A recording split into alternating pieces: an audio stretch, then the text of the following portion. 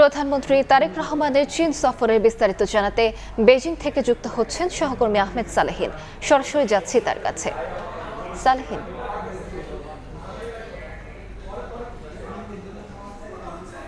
প্রধানমন্ত্রী তারেক রহমানের চীন সফরের 4 দিন আজকে হতে গেল এবং 4 দিন পরে তিনি আজ কিন্তু বিকেলে অর্থাৎ স্থানীয় সময়ে চীনের বিকেল 5টা নাগাদ তিনি এই বেইজিং ছাড়বেন ঢাকার উদ্দেশ্যে।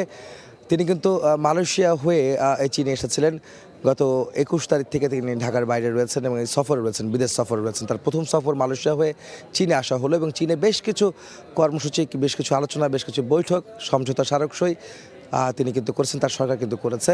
সেটি কিন্তু আমরা দেখেছি। আজকে যদি বলতে চাই যে চীনের সবচেয়ে ক্ষমতাধর ব্যক্তি যিনি রয়েছেন এখানকার রাষ্ট্রপতি শি জিনপিংয়ের সঙ্গে বাংলাদেশের প্রধানমন্ত্রী তারেক রহমানের একটি বৈঠক অনুষ্ঠিত হয়েছে, যেখানে দ্বিপাক্ষিক বৈঠকে দুই দেশের নীতি নির্ধারকরা উপস্থিত ছিলেন। বেশ কিছু বিষয় আলোচনা হয়েছে সেই বৈঠকে এবং সেই বৈঠকের পরে একান্ত বৈঠক করেছেন শি জিনপিং এবং প্রধানমন্ত্রী তারেক রহমান।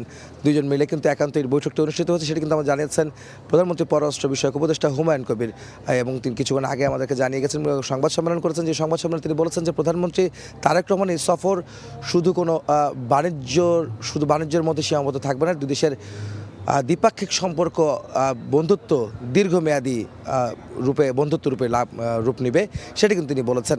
একই সঙ্গে মাহাদি আমিন প্রধানমন্ত্রীর উপদেষ্টা তিনিও কিন্তু ব্রিফিংয়ে বলেছেন যে বাংলাদেশের যে সম্পর্ক উন্নয়নের ক্ষেত্রে যে আসলে এই যে সফর হলো প্রধানমন্ত্রী তারেক রহমানের এই চীন এবং মালয়েশিয়া সফর, সব মিলিয়ে যদি বলা যায় কী অর্জন হয়েছে, তখন তিনি বলেছেন যে দ্বিপাক্ষিক সম্পর্ক উন্নয়নের একটা ঐতিহাসিক মাত্রা পাচ্ছে, যেখানে দুই দেশের আত্মমর্যাদা, সম্মান বজায় থাকবে, দুই দেশ তাদের সহযোগিতায় এগিয়ে আসবে, সেই বন্ধুত্ব আরও দীর্ঘজীবী হবে, সেই প্রত্যাশা কিন্তু তিনি করেছেন। একই সঙ্গে যে বিষয় বলতে চাই, রোহিঙ্গা সমস্যা সমাধানে চীন কিন্তু একটি বড় ভূমিকা রাখে সবসময়, কিন্তু রোহিঙ্গা ইস্যুতে সেখানে রোহিঙ্গা সমস্যা সমাধানে প্রধানমন্ত্রী তারেক রহমানের পক্ষ থেকে জানানো হয়েছিল চীন কোনো রকম ভূমিকা বা সেই কোনো উদ্যোগ তারা নেবেন কিনা। সেই ক্ষেত্রে চীন সরকার, শি জিনপিংয়ের সরকার, তারা জানিয়েছেন বাংলাদেশকে যে নাইপিদো এবং ঢাকা যদি রোহিঙ্গা ইস্যুতে কোনো আলোচনায় বসতে চায়, সেই আলোচনায় মধ্যস্থতা করতে চায় চীন। একই সঙ্গে চীন রোহিঙ্গা প্রত্যাবাসনে চীন ভূমিকা রাখবে বলেও আশ্বাস দিয়েছে শি জিনপিংয়ের সরকার, সেটি কিন্তু জানিয়েছেন। একই সঙ্গে বাণিজ্য, বিনিয়োগ এইসব ক্ষেত্রে যেমন আছে, বাণিজ্য ঘাটতি কমিয়ে কীভাবে উন্নয়ন সহযোগিতায় চীন বাংলাদেশের পাশে থাকতে পারে, সে বিষয়ে আলোচনা হচ্ছে। একই সঙ্গে বাংলাদেশ এবং চীনের অর্থাৎ ঢাকা বেইজিং যেই ইকোনমিক করিডোরে মিয়ানমারকে সংযুক্ত করে একটি করিডোর তৈরি করতে চায় চীন, সে আগ্রহ প্রকাশ করেছে বাংলাদেশ সরকার প্রধানমন্ত্রী তারেক রহমানের কাছে, সেটি কিন্তু আজকে এই ব্রিফিংয়ে জানানো হয়েছে।